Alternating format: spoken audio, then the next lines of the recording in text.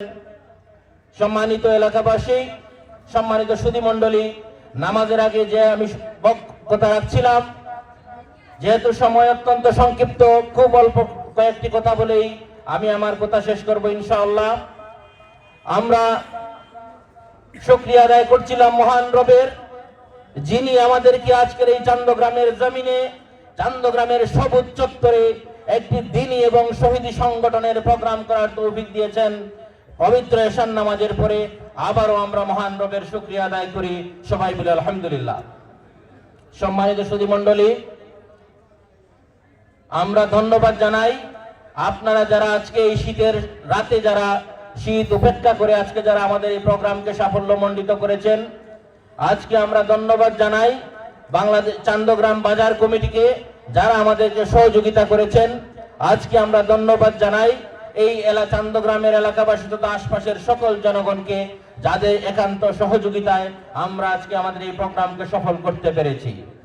কিন্তু তার মাঝেও কিন্তু আমাদের মধ্যে আমাদের দুই একজন ছোট ভাই ভাতিজা যারা বাস্তবতাকে না জেনে যারা সোশ্যাল মিডিয়ায় জামাত ইসলামী এবং ইসলামী ছাত্র শিবির সম্পর্কে বিভিন্ন মন্তব্য করে, আমরা তাদের উদ্দেশ্যে কিছুই বলবো না।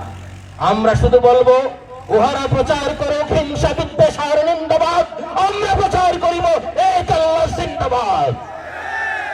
আমরা তাদের কোনো কটুকতার প্রতি উত্তর দিব না। আমরা আল্লাহর ভাষায় বলবো, ওয়ামান নাহসানু কাওলাম মিম্মান দাআ ইলাল্লাহি ওয়া আমিলাস সালিহান ওয়া ক্বালা ইন্নানী মিনাল মুসলিমিন। তার চেয়ে আর উত্তম কথা কি হতে পারে, যে মানুষকে আল্লাহর পথে ডাকে এবং সৎ কাজের আদেশ দেয় এবং বলে আমি মুসলমান।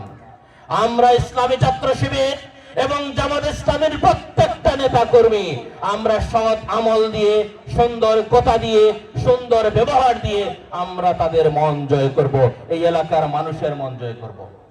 সম্মানিত উপস্থিতি, পানির বানের উপরে যখন খড়কুটা যেমন বানের পানিতে ভেসে যায়, আমাদের আদর্শের সংগ্রামে তারা টিকতে না পেরে এরকম ভেসে যাবে ইনশাআল্লাহ। আমরা কাউকে তার কটুকতার উত্তরে আমরা কোনো কটুকতা বলবো না। আমরা মহান নবী এবং রাসূলের আদর্শ দিয়ে, আল্লাহর শিখানো ভাষায় আমরা মুখের সুন্দর কথা দিয়ে, আমাদের আদর্শ দিয়ে, আমাদের ব্যবহার দিয়ে আমরা এই এলাকার মানুষের মন জয় করব। ইতিমধ্যে আপনারা প্রমাণ করে দিয়েছেন চান্দগ্রামের মানুষ শান্তিপূর্ণ। আমরা অতীতে এই 15-16 বছরেও কিন্তু চান্দগ্রামে আমরা শান্তিতে বসবাস করেছি। আমরা কারো সাথে আমাদের কোনো ক্লেশ ছিল না, কোনো বিদ্বেষ ছিল না। ভবিষ্যতেও আমরা ইনশাআল্লাহ এই গ্রামের সকল মানুষকে নিয়ে আমরা ইনশাআল্লাহ শান্তিতে বসবাস করতে চাই। 5 তারিখের ছাত্র জনতার বিপ্লবের পরে আমাদের আমিরে জামাত বলছিলেন, মক্কা বিজয়ের পরে কাবা করে যেরকম লোকজন কাফিররা ঢুকে শান্তি পেয়েছিল, আমাদের জামাত ইসলামী এবং ইসলামী ছাত্র শিবিরের নেতা কর্মীদের কাছে এই বাংলাদেশের মানুষ এরকম নিরাপদ থাকবে। আমি এই এলাকাবাসীকে আশ্বস্ত করতে চাই, যারা এই 15-16 বছরের শান্তিতে বসবাস করেছেন, হত্যা, গুম, খুন, নির্যাতন কিছুর সাথে আপনারা সম্পৃক্ত যারা ছিলেন না, যারা মানুষকে কষ্ট দেন নাই, আমরা ইনশাআল্লাহ আপনাদের নিরাপত্তার জন্য আমরা তৈরি আছি।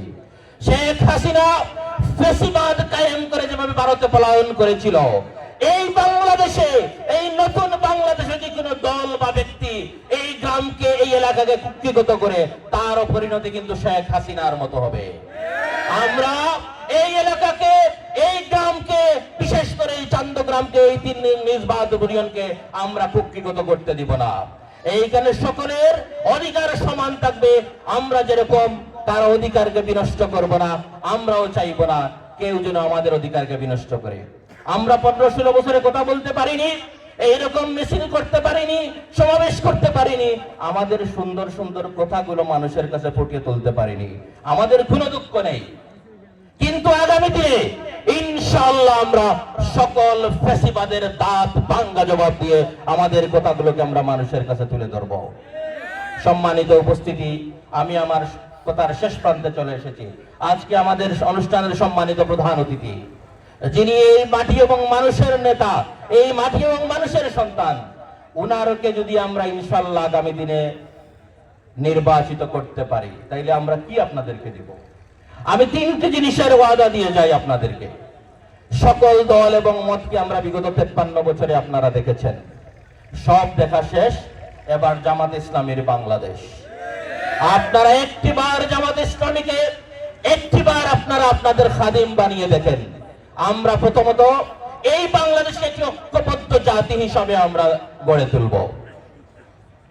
এক নম্বরে আমরা সকল মানুষকে, হিন্দু, বৌদ্ধ, খ্রিস্টান, মুসলমান, সংখ্যালঘু, সংখ্যাগুরু, এরকম কোন ভেদাভেদ না করে সকল মানুষকে আমরা ঐক্যবদ্ধ জাতি হিসাবে আমরা গড়ে তুলব। 2 নম্বরে আমরা যাকাত ভিত্তিক অর্থনৈতিক ব্যবস্থা গড়ে তুলব, যার মাধ্যমে এই এলাকা থেকে, এই দেশ থেকে দারিদ্রতা পালিয়ে যাবে। আর 3 নম্বরে আমরা ইনসাফ ভিত্তিক সমাজ ব্যবস্থা গড়ে তুলব। আমরা যদি আজকে ইনসাফ ভিত্তিক সমাজ ব্যবস্থা গড়ে তুলি, তাহলে এই সমাজে হানাহানি, হিংসা, বিদ্বেষ, রাহাজানি, খুন, খারাপি, মানুষের অধিকার হরণ করা, মানবাধিকার বুলন্ডিত করা, এই প্রত্যেকটা জিনিস ধুলায় মিশে যাবে। সুতরাং একটি ঐক্যবদ্ধ জাতি গড়ার জন্য, একটি স্বনির্ভর অর্থনৈতিক ব্যবস্থা গড়ার জন্য এবং ইনসাফ ভিত্তিক সমাজ গড়ার জন্য আগামী দিনে বাংলাদেশ জামাত ইসলামের প্রার্থী মাওলানা আমিনুল ভাইকে কারা কারা নির্বাচিত করতে রাজি আছেন? একবার হাত তুলে ওয়াদা করুন। নারে